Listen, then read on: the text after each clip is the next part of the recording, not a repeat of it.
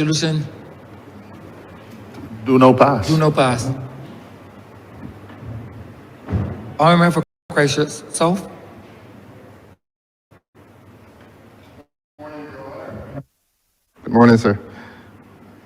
Let me say at the very outset that I do not concur in these amendments, and I propose, not for the rest of the day, but to indicate to this honorable chamber why I do not concur. And I propose to deal with each amendment chronologically as it appears on the notice. And of course, as always, there will be no complaint as to when I received this notice.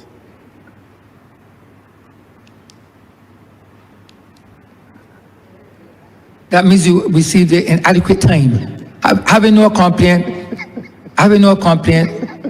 one can infer that you received it on time with the requisite notice.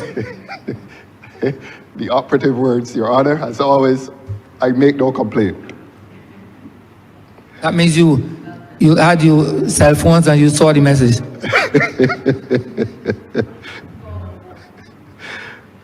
As you please, sir.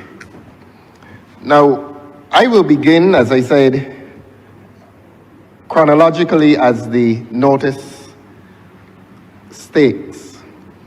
And of course, I refer to the Interception of Communication Bill. Your Honor is unlikely to hear me say much as to the other bills. It is this Interception of Communication Bill that concerns the public of Barbados, and if the government believes that it is a casual matter, the protests in public spaces ought to sensitize the government at this stage that the public takes this legislative initiative very, very seriously, insofar as it collides with a constitutional right. But of course, the legislation quite properly indicates that it is an exception to the Constitution and expresses itself as an exception to the Constitution. But the public still believes that the right to privacy and the right to conduct private telephone calls is a sacred right, so that I meet the duty today to represent the interests of the public, to represent the concerns of the public. And that is the context within which I do not concur. I cannot concur in these amendments, as indeed I could not agree with the legislation as drafted. And the point needs to be made clearly that we, that is here and in the Senate, support police action in which there is interception of communications exclusively pertaining to criminal activity. But any legislation that gives powers to a minister or indeed any politician to participate in the practice of intercepting telephone calls, we must oppose it, we must resist it, we must object to it. And I think the public is with us on that this is a matter for military intervention and not for political intervention. There's no place for a politician, whether that politician is called a minister or not. There's no place for a politician in this legislation. But I repeat, we here and in the other place support any initiative that will curb and arrest violent crime in this country. And therefore, we agree to any initiative that intercepts telephone calls that pursue or discuss illegal activity, but, we repeat, not with the participation of politicians. Permit me then, sir, to come to the first of the amendments, that is, and I read Clause 5.2 B was deleted, and the subsequent paragraphs C, D, E, F, and G were renumbered as paragraphs B, C, D, E, and F. Now, a lot of my discourse today is going to be legalistic, and if the chamber finds it boring, I apologize, but the public needs to be educated as to what this government is trying to do to their privacy, and therefore I will root much of my discourse in the law. As it relates, I remember the 52B. Just asking. Now, As it relates to 52B. now, Right. Yes, sir? oh, there. No, I remember just asking. Oh, I see. Right. Permit me to read it again, sir. It says, in clause 5.2, paragraph B was deleted, and the subsequent paragraphs C, D, E, F, and G were renumbered as paragraphs B, C, D, E, and F. The amendment pertains to clause 5.2B, C, D, E, F, and G, which were renumbered as paragraphs B, C, D, E, and F. So the amendment makes reference to all those paragraphs, those subparagraphs. Now, so that we do not deprive the public of an understanding of what we are talking about, let us tell the public what this section is about, this section 5. 52. Yes, indeed. Say 5 basis. And so that the public has an understanding, the public will be told that this really is about a prohibition. This is prohibitive in nature. It is not permissive. In other words, the conduct to which reference is made here is prohibitive. This is not a section that permits anything. This is a section that prohibits conduct. And what is that conduct prohibited? That conduct prohibits intersection. And indeed it says, and this is to give the public context. Don't let us hide anything from the public, sir. And you won't. You don't wish to do that. So that the public will hear that a person who intentionally intercepts a communication in the course of its transmission by means of a telecommunications network commits an offense and is liable on summary conviction to a fine of $500,000 or to a term of imprisonment of 7 years or to both. So that contextualizes what this is about. It is a prohibition. It is a prohibition against tapping people's phones. And you wish us to come immediately to 5.2. And 5.2 says that 5.2 is really an exemption. It's an exemption. 5 is about a prohibition. It is prohibiting phone tapping. Let me speak in very simple terms. 5 is a section intended to prohibit phone tapping with exemptions. And the section to which you refer, sir, 5.2, is an exemption. In other words, it exempts certain persons in certain circumstances from the condemnation of Section 5 largely. And this is what has been deleted. What has been deleted, Your Honor, is that Section 5.2b, which says that notwithstanding any other law, a person does not commit an offense if the communication is intercepted by an authorized officer in the interest of national security, etc. I would not prolong the issue by reading the thing in its entirety, but what the government has done, the government has removed from within the categories of exemption an authorized officer who intercepted a communication in the interest of national security. In other words, that exemption no longer applies. That is 52B. Now, the amendment from the Senate makes reference to the other exemptions. And those exemptions, where are we? Yes. Those exemptions were contained, as the note from the Senate says, at C, D, E, F, and G. Now, what 52B was doing, 52B was allowing two persons to bypass the courts of this country.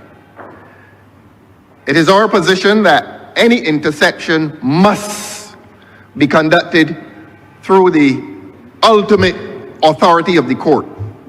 That no interception must be done unless the court is involved, and that is done by warrant, Your Honor.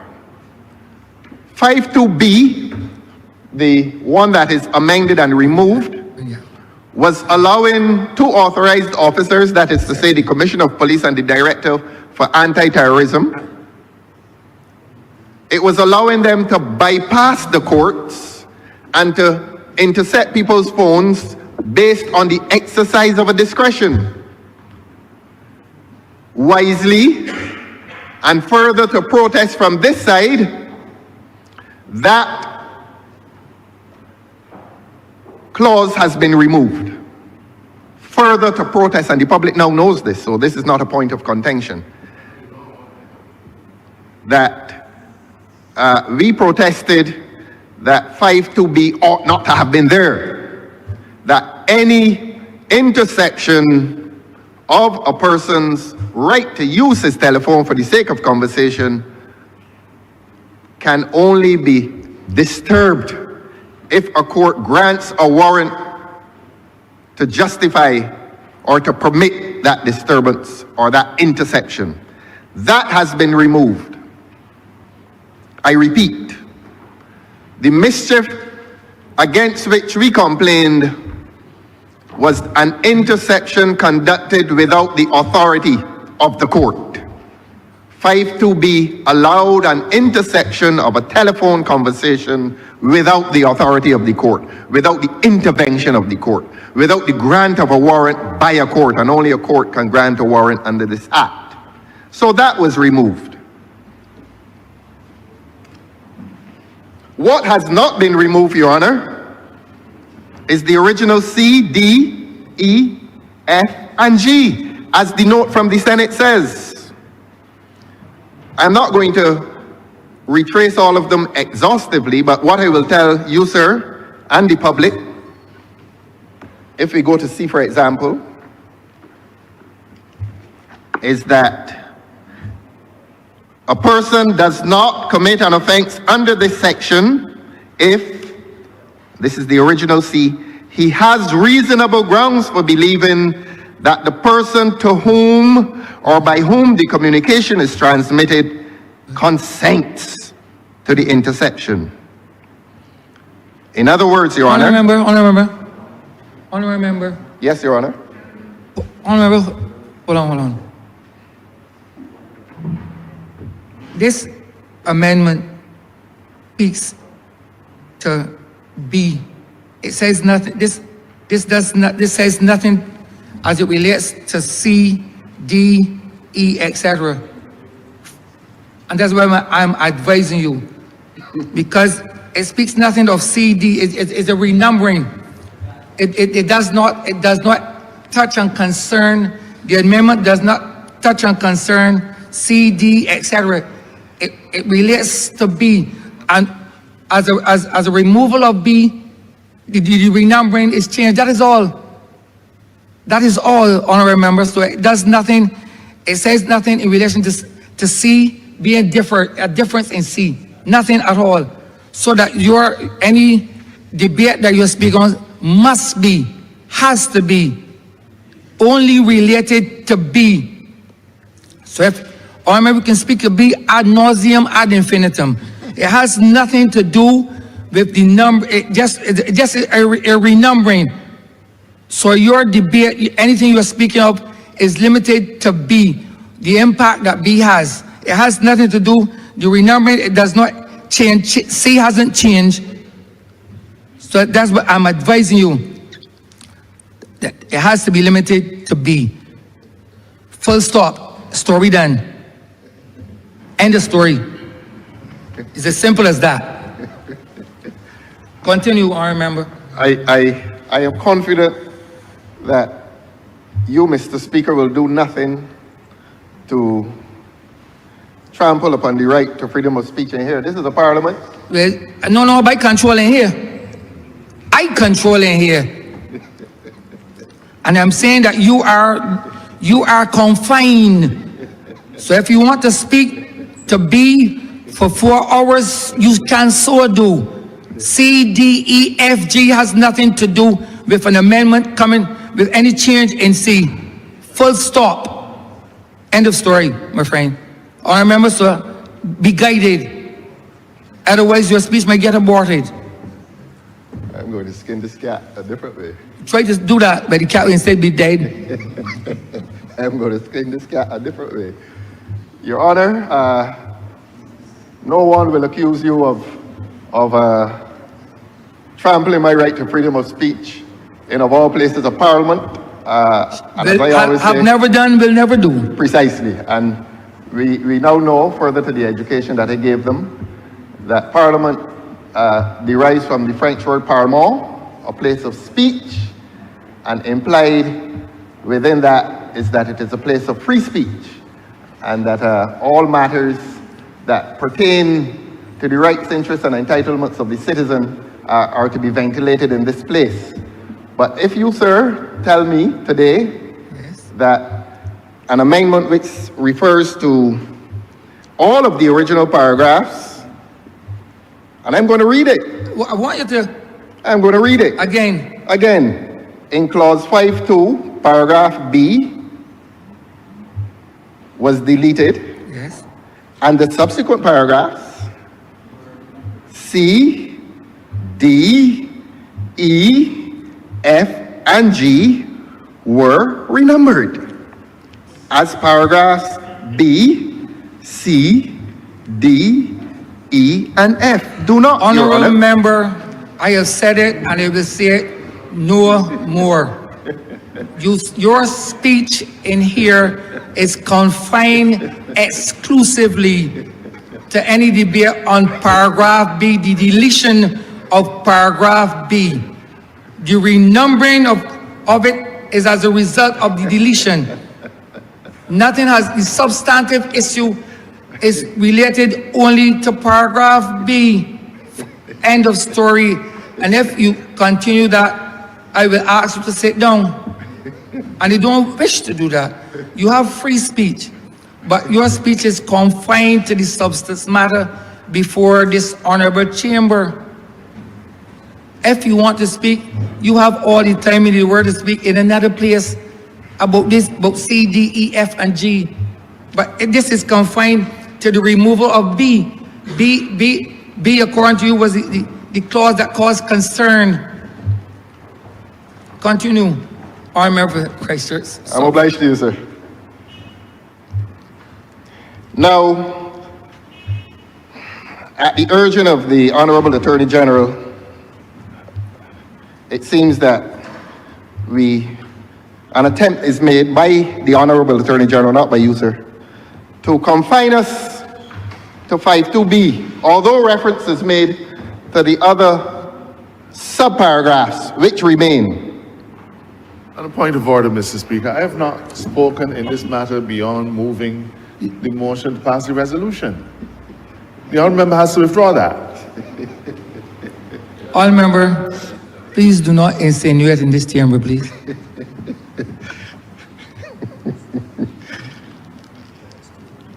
I proceed, sir. Now, I remember before. yes, I just want to, you have the standing orders, correct? And standing order 34 is of assistance to you. yes. I'll hear you read it, sir.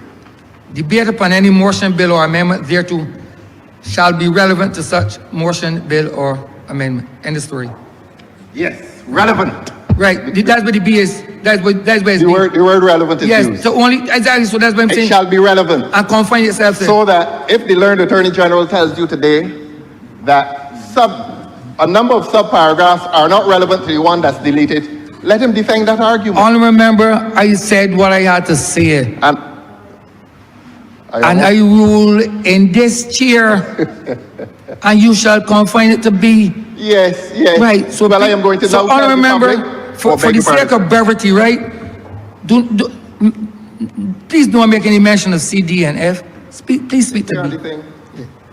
But I rule in, I am the person that controls in here. Well, I will speak of 5.2b in this way. Right.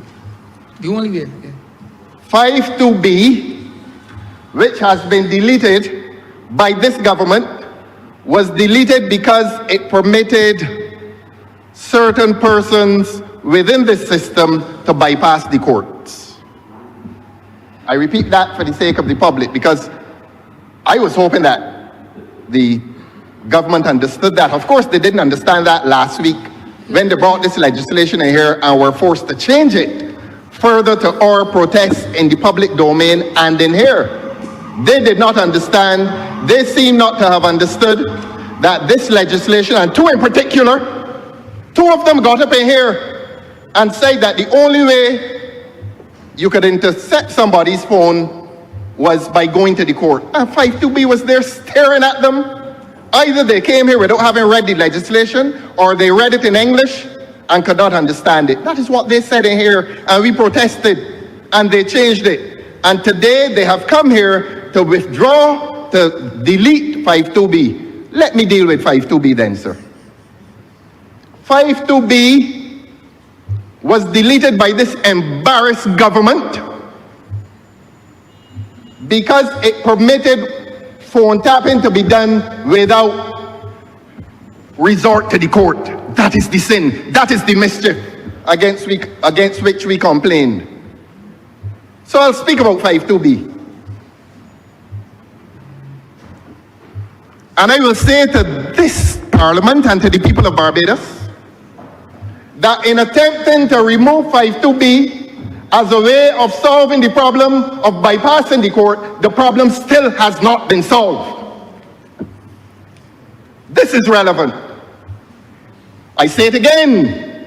In removing section 5.2b, which allowed for bypass of the court, the problem of bypassing the court still has not been solved because 5.2 contains other bypasses of the court. So the deletion of 5.2b does not solve the problem, and the public needs to know that. The public needs to know that there are still sections in this legislation which allow bypass of the court. In other words, which allows phone tapping to be done without resort to the court. They can name the sections if they wish. They can name the sections if they wish. They can go and pick up the paper that came from the Senate and talk about what was deleted. All this is relevant. I don't have to say which subsections were not deleted, but they deleted 5.2b because it allowed two functionaries to bypass the court. All I'm saying today, sir, is that it does not solve the problem. And I want the public to hear me. I want the public to hear me say that the problem has not been solved entirely, that there are still portions in this act which allow for phone tapping without the intervention of the court. I remember. They heard me? I remember. I do not. The public heard me? I remember. I do not wish you to tread on repetitive examples. Thank you. Do not wish you to tread there. Thank you. Just want to be heard. You have said that 3 times already. I remember. Yes, because I want to be heard. And it has been heard. Thank you very much, sir. I want all of them to hear it because two came in here on the 8th of what? August. 2 members of this chamber came in here and told their colleagues that the only way in which you could tap somebody's phone is if you went to the court. You want me to name them? The learned Attorney General and the Honorable Member for Christchurch East came in here and trumpeted aloud and abroad that phone tapping could not be done unless you went through the court. It was, look, don't tempt me into saying it was a lie, because they may not have known. And I should not accuse them of being liars, and I will not. What I can do, I can accuse them of coming to this chamber without having read the legislation. Without having read the legislation. And further to public protest that we made. In embarrassment, they embarrassed the whole government.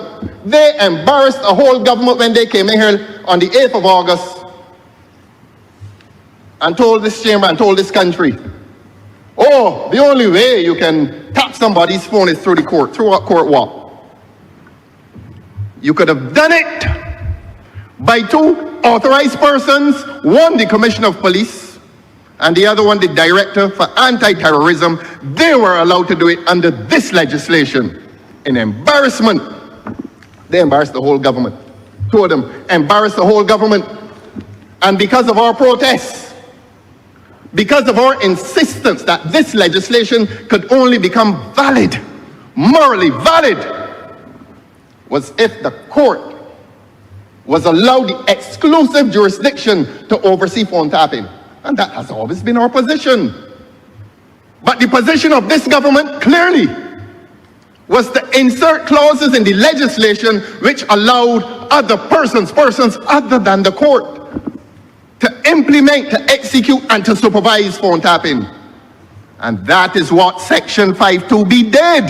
And that is why today, in their embarrassment, they are withdrawing Section 52B. I say that Section 52B does not solve the problem entirely, because there's still other sections. Pardon me for shouting. Pardon me for getting angry. The public is angry too.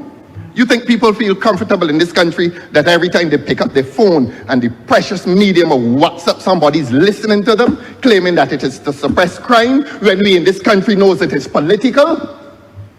But pardon me, and pardon me, but I want the public to know that 52B, the deletion of 52B, the exclusion, the excision of 52B from this legislation still does not solve the problem. That under this act as amended,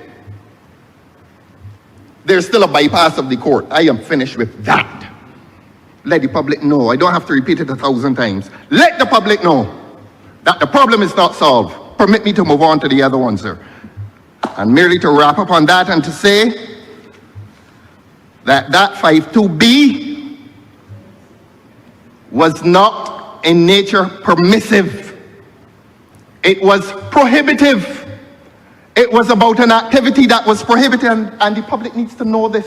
When you sit down and you read legislation as a trained lawyer and claim qualification to educate the public on it, you must do so with competence. And I'm not being arrogant. I'm angry.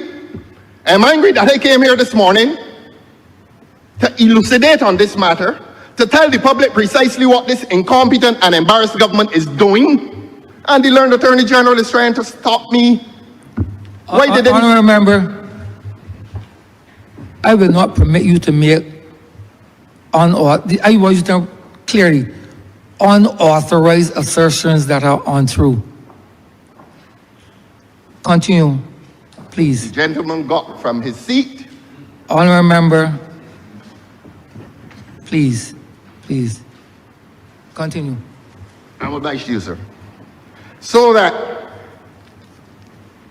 the public must know, the public needs to be told that this controversial 52B, which is not the only controversial one, there are others that are left, but you asked me to focus on 52B. No, I didn't ask you to focus. No, I did not ask you. I told you you must confine your speech to 52B. I didn't ask you anything. I told you you shall confine any speech you have in relation to that to 52B. I did not ask you, honourable member. I don't ask in this honourable chamber. I don't ask in this honourable chamber. All right, I almost said something, sir. I almost said something. Honestly, honourable member, you wouldn't want to be cited for contempt. Because if you are cited for contempt, as the judicial officer, you know what the penalty is. You know what the penalty for contempt, you have to show a cause, and if you can't show a cause, you will be removed. And you don't, it's too early in the day. It's before 12 o'clock. Continue, I remember. Oh, how I cherish freedom of speech. Oh, how I cherish freedom of speech. And I will continue to exercise it. I don't commit contempt here nor anywhere. This initiative is contemptuous to the people of Barbados. That is where the contempt lies. And it must be exposed for what it is. And I'm saying that 52B is not a part of any permission given to an authority. It is within the context of prohibition. 52B is about prohibition. It is prohibitive. It is saying to the functionaries what they may not do. And 52B went further and said to them, we are saying to you what you may not do, but if you do it, we pardon you. We exempt you from criminality because it is a criminal offense. Section 5 makes what is done at 52B a criminal offense. But 52B then gave them immunity. It permitted it, although it was within the larger context of prohibition. That's what it was. It wasn't a positive averment as to what one may or shall do. It was an exemption within the context of prohibition. Let the public understand that. And let the public understand that an embarrassed government which has attempted to amend it has not amended it entirely. That there are functionaries, if this legislation is passed, there are persons who will still be able to phone tap without going to the court. I am finished with that. And I come now to the other amendment.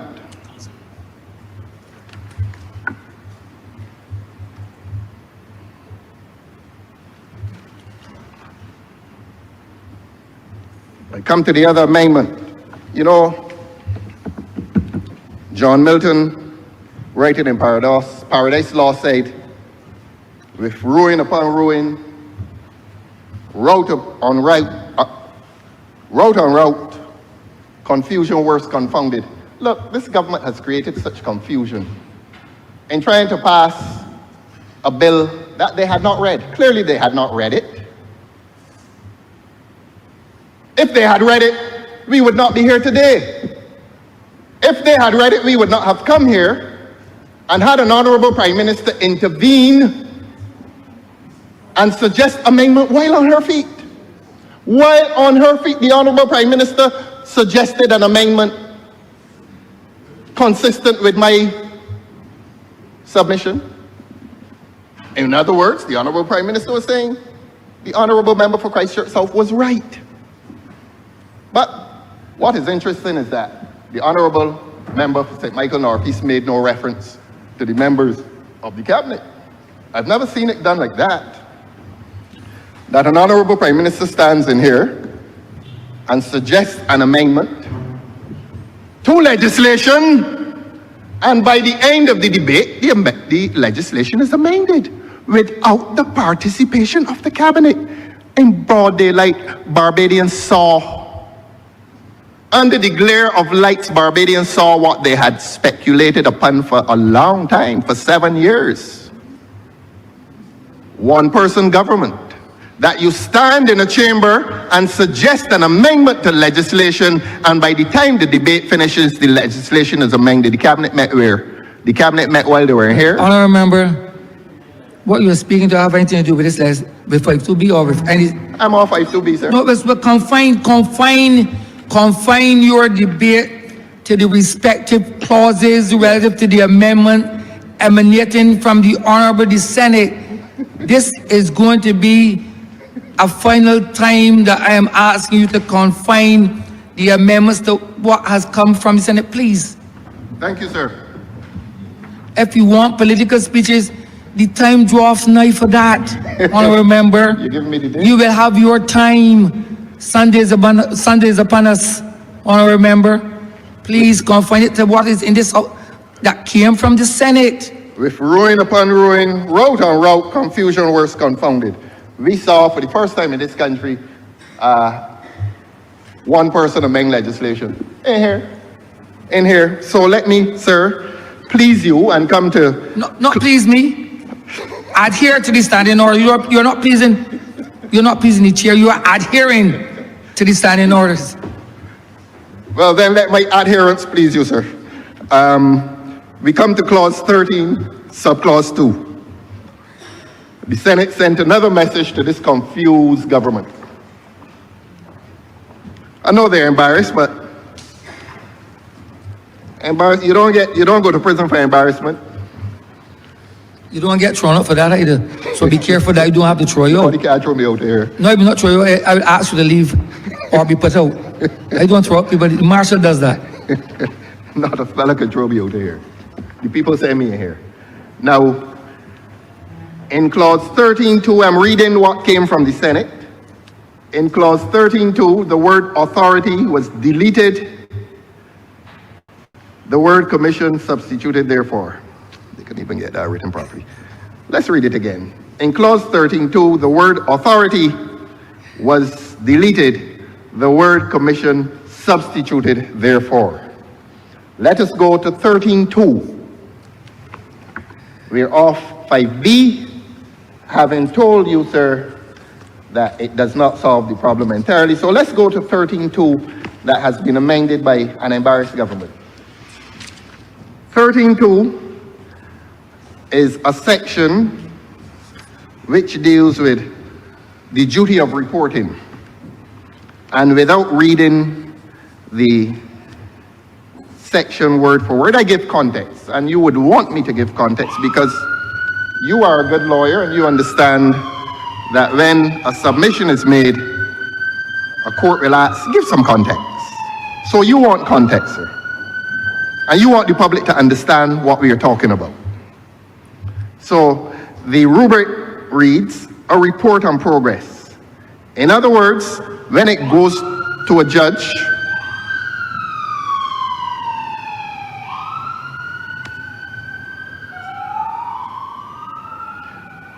when the matter of an interception goes before a judge, the judge can ask for a report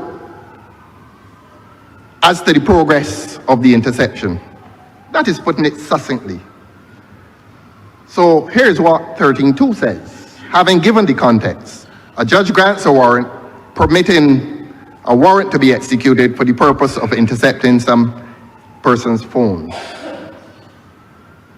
And it goes on to say that that person, not that person, that the persons who intercepted should come back to the court and give a report, and that's fair. Now here's 13.2, sir. 13.2. Yes. 13.2 is preserved. That is the point that needs to be made. 13.2 is preserved. All they've done to 13.2 is that they have deleted the word authority and replaced it with the word commission. Now, if one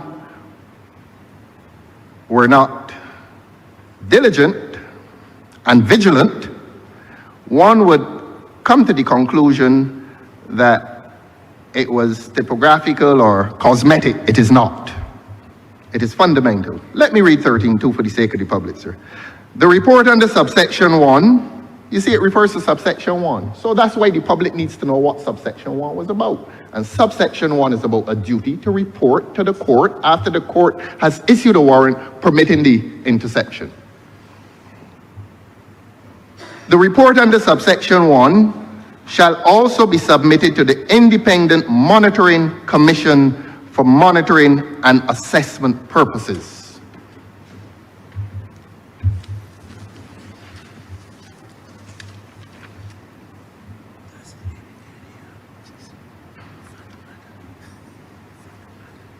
What is happening there, Your Honor, is that the person who received the warrant, let us say the Commissioner of Police, the Commissioner of Police received a warrant to intercept somebody's phone calls.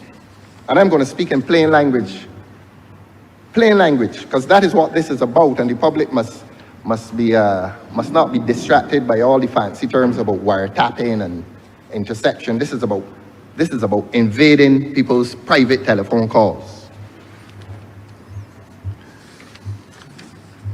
Permit me to read again, sir, since you were interrupted. The report under subsection 1 shall also be submitted to the Independent Monitoring Commission for monitoring and assessment purposes. Now here is the Commissioner of Police, for example, giving a report to the court as to the progress of the phone tapping. Here is section 13, subsection 2, telling the Commissioner of Police that apart from reporting to the court, he must also report to the Independent Monitoring Commission. Now, you know, sir, that that is a sin in law. Those who do not have legal training would wish to hear why I say that it is a sin in law. When a court is overseeing something, sir, the court ought to have what we call exclusive jurisdiction. No body, and when I say body, no institution, must have equal and concurrent jurisdiction with the court. Beg your pardon, sir? Honourable Member, this issue in relation to what you are speaking of, 13.2. you would have debated that before. No, I didn't touch this at all, sir. Honourable Member, Didn't touch it. Honourable Member, this is about the changing of the name, Honourable Member. The bills and the respective sections were debated in this honourable chamber before, Honourable Member. So as I said before, you're confined to the changing of the words. The debate was already debated in the House, and you had full discourse on it. It's dealing specifically with the changing of the words, sir. So you're not allowed to start over a fresh debate on the relevance on it, sir. That is not before this chamber. It is something to do specific to the amendment, the changing of the words from authority to commission, sir. That is what this debate is founded about. This is the confinement of this debate, sir.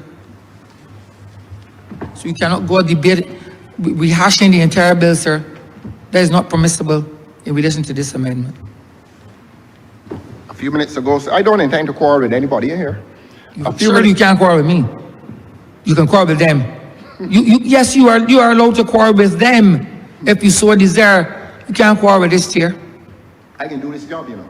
I will not. Yes, but you are doing this job under my jurisdiction. Simply put. A few minutes ago, sir, I heard that my arguments must be restricted to 5.2b.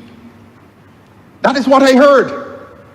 And consistent with that direction, I am confining my arguments to section 13.2. In relation to two words. No. I beg your pardon, sir. Yes, sir. It's speaking to, yes, that's what it's confined to. So yes, it is confined to the changing of two words? Yes, sir. From authority to commission. Right. Well, let us confine it to the replacement of the word authority with commission. Let us do that. And let us tell the public that the report was not intended to be given to an authority, it was intended to be given to a commission. And we are saying that a report must not be given to a commission when it has also been given to a court. Is that not allowed to be said?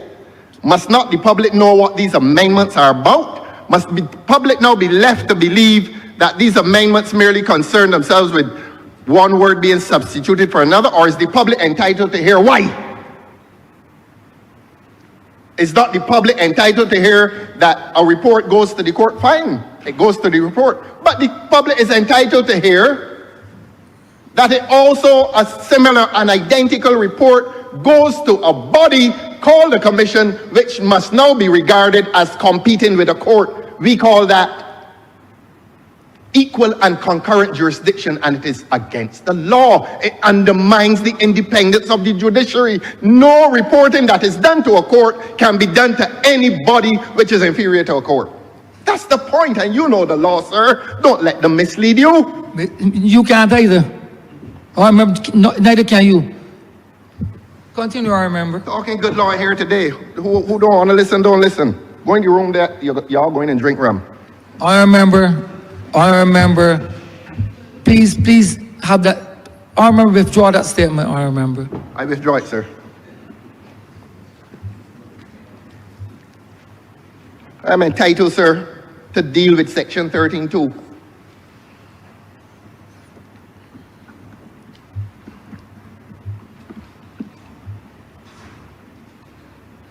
And we are saying, sir,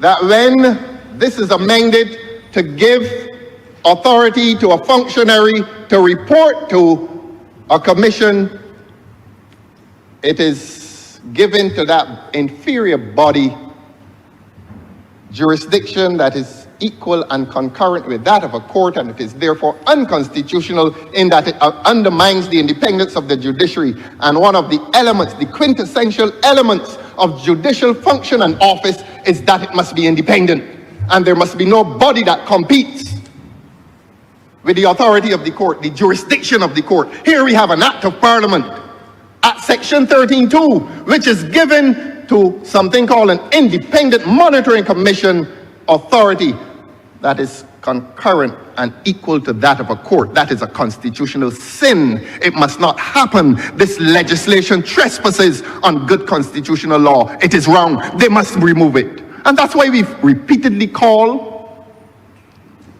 for the scrapping of this legislation, the withdrawal of this legislation. It is in a state of confusion. They keep amending it here, and they've amended it in the Senate, and they come back here and it still is deficient, and that is what the public needs to understand. I'm sorry for being angry, sir. I'm sorry for being angry. But I'm not alone in my anger. The public is angry about this. They were angry about Kent. They were angry about cybercrime. They're entitled to be angry about this. This government continues to trample on the rights of the people in this country under the guise of legislation. And this is one such piece of legislation that tramples on the rights of people. It is unconstitutional. Section 13, subsection 2 is unconstitutional, and it must be removed. Not the mere removal of words. Section 13.2 must be removed in its entirety.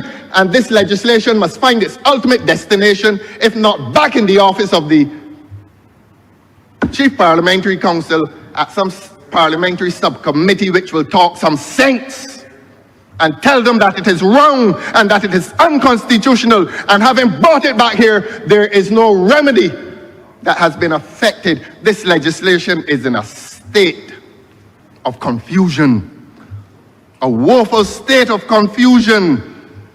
Ruin upon ruin, rout on rout, confusion worse confounded, John Milton, Paradise Lost. That is how I characterize section 13.2 and section 5.2b.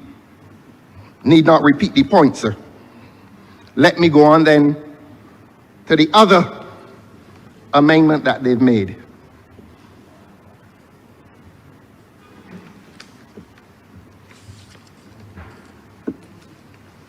I have a job to do. Don't come in here to waste time. I have a job to do. People expect me to come in here, and waste time and say things that a government can smile about when a government is trampling on the rights of people. No, I won't do it.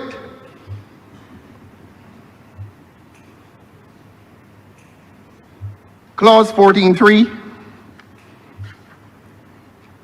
The word authority was deleted and the word commission substituted therefore. The same sin is committed. The sin, the constitutional sin of a clause that trespasses on the independence of the judiciary. So I need not repeat what I've said in relation to 13.2. I'm going to move quickly.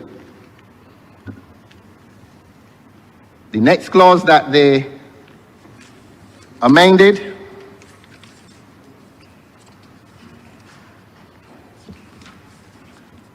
uh, 21.9, no need to deal with that, sir.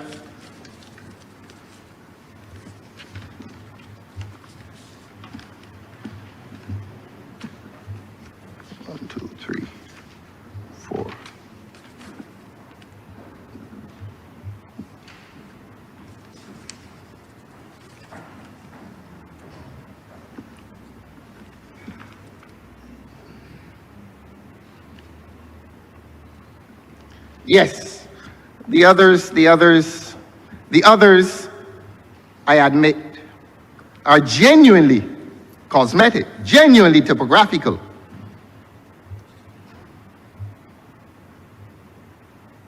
In 26.6, for example, the word 3 was deleted and the word subsection 5 was substituted. Therefore, I'm not going to waste your time on that, sir. That is cosmetic. I will come, though, to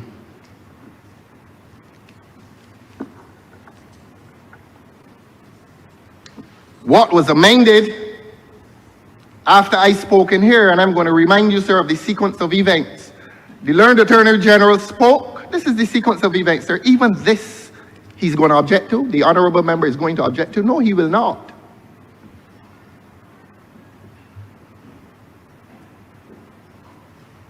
There's a note saying that the House, at its sitting on Friday, 8th August, amended the Interception of Communications Bill in the following terms. At the second schedule, the word minister wherever it appears was deleted and the word president substituted. Therefore, you recall, sir, that it was my suggestion that a minister, whoever is that minister, had no right of participation. Honourable member. Just to remind and give context. No, sir. honourable member, please. That is not in the amendment from the Senate, sir. Oh, I was dealing with the amendment from the House. But the Yes. amendment from the House is not before this honourable Yes. chamber. Granted, sir. So I deal with Granted. the amendments from the Senate. Yes, yes. Well, let us deal with the amendments from the Senate. I thought you wanted full context. I do not wish any, no. It's what, it is specific, there's specificity. You Yes. know that very well. Well, let us come Right. to what the Senate, the message that the Senate sent.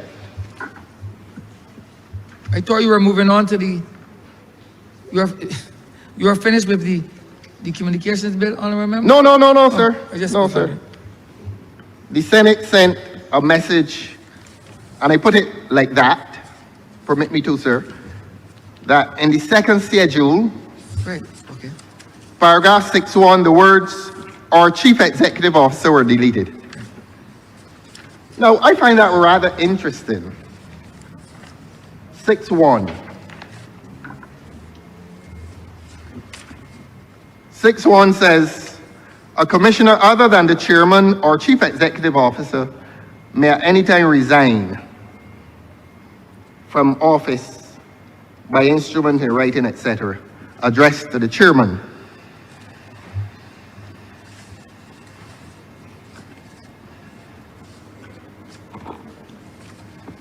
Now, the only thing that I would say there is that one wonders how those three words slipped into legislation in respect of which a cabinet deliberated, in respect of which a cabinet gave approval, in respect of which a learned Attorney General certified as being good legislation, and the big three words, Chief Executive Officer, slipped in, and I know what that is about. I know what that is about, sir. And the public can guess as to what it is about. It was contemplated that the Independent Monitoring Commission would have a chief executive officer, give one of the boys or girls a job. You got a little Independent Monitoring Commission doing very little, but give one of the boys or girls a job of CEO to sit down, look through a window and get $15,000 a month of the taxpayers' money. So that is what that is about, sir. I wouldn't trouble you with it too long. Wouldn't trouble you with that too long, sir. That is mentioned within a schedule. I mean, the schedule is so ridiculous, sir, that as a lawyer, it will embarrass you to hear that this legislation is asking the president of this country to set the amount of money that is paid to a commission. That's why the Governor General has, beg your pardon. I remember, we are speaking to 6.1, please. in the second schedule? Yes, Your Honor. Please. Yes, please, Your Honor. but confine it.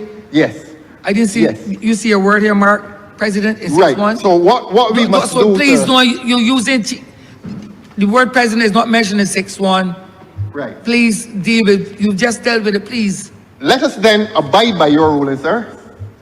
And not, you must pay But, the chief executive officer. Honorable member, this has nothing to do with the president and salaries, please.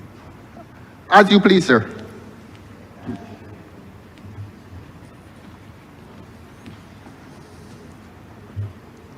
But I will continue to criticize the presence in 6-1 of the schedule, which makes large reference to a chief executive officer, how it got in there.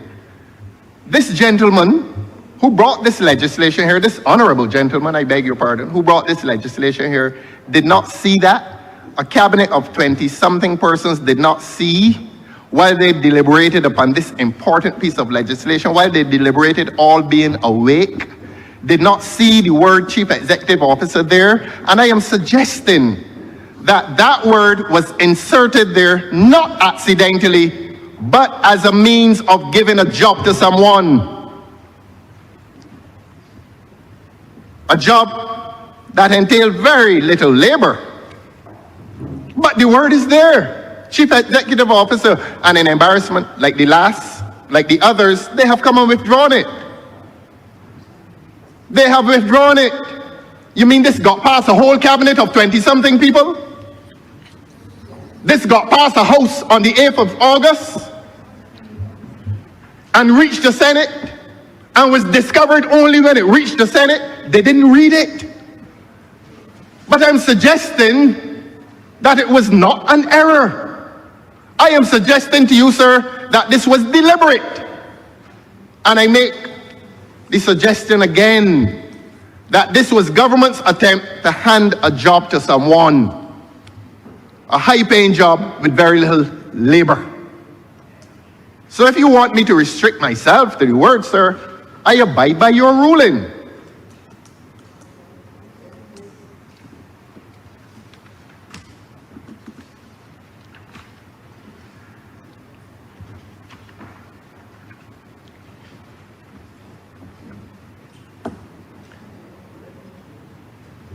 There are other amendments that came back from the Senate pertaining to the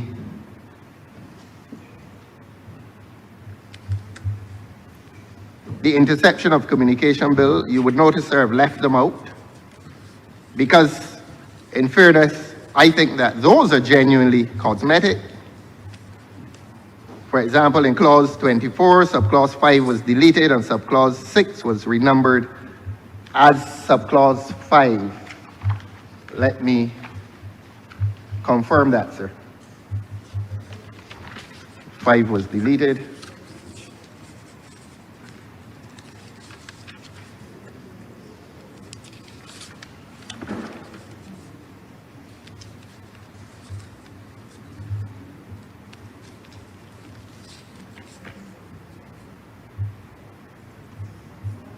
Yes, subclause 5 is deleted obviously because 5.2b, to which you referred so often this morning, was removed, and I beg your pardon, 24.5 is deleted because 24.5 makes direct and specific reference to 5.2b. So if you remove 5.2b, obviously you have to remove 24.5. So one understands why that has been done, but I will say again, sir,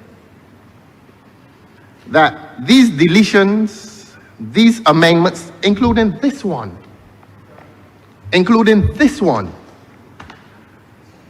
does not resolve the legislative confusion that confronts this House of Assembly.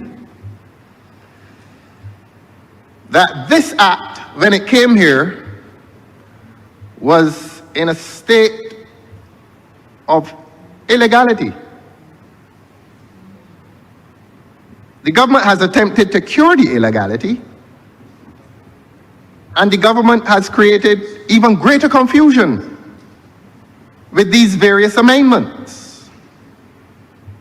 Greater confusion has been created. This legislation today, and I'm sure you will allow a general comment.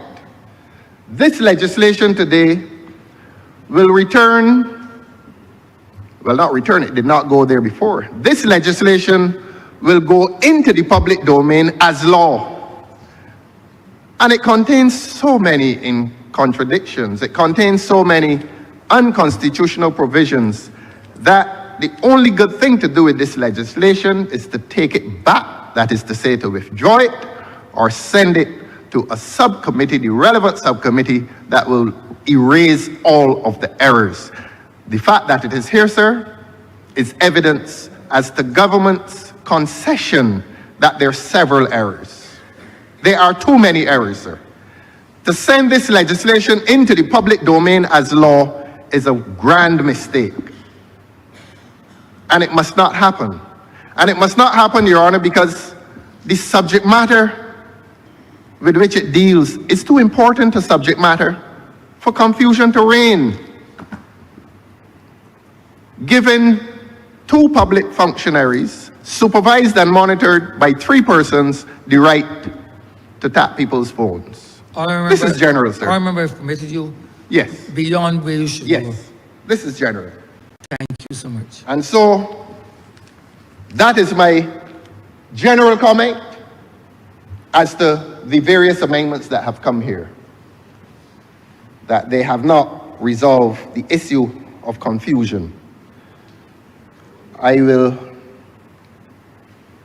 say nothing about the Criminal Proceedings Witness Anonymity Bill. A lot of your time, sir, is spent in the criminal courts, and you understand the reason and the cause for reforming the law in that very dynamic area, so that I will not delay the chamber with any comment as to those amendments. The firearms bill, the firearms amendment bill, same thing, sir. It is such a dynamic area. Apparently you can make firearms with some computer-aided device, so that the law needs to be as dynamic as is the technology. So on that firearms amendment bill and the suggested amendment which pertains to a definition of firearm, one can understand why a parliament would wish to remain dynamic. As I said, a firearm is now so easily manufactured with the aid of a computer that one would not quarrel with any legislative initiative to remain within reach of the technology. It is a matter of some disappointment that no amendment was made to the family leave bill, but if it is not there, I am not supposed to comment on it. No, you can't. And No, I you're won't. not supposed to. I will not allow you. And I won't. Right. And so, my protest today will remain confined to the interception of communication bill and the various subsections that have been amended from the first one down to the last one in the second schedule. I have placed on record the various reasons for my objection, for my opposition. I continue to be opposed to those amendments, and I continue to be opposed to this bill as drafted, whether it is amended or not. And having been so amended today, my opposition today continues in relation to the interception of communication bill. I think it is unconstitutional. I think that clause 13.2 certainly is unconstitutional. Clause 14.3 is as unconstitutional as clause 13.2, and we complain about that as well. And the second schedule contains amendments that remain deficient. So that, Your Honor, those are my submissions, and I am obliged to you for your patience today, sir. Thank you, sir. Indeed, I've been very patient with you.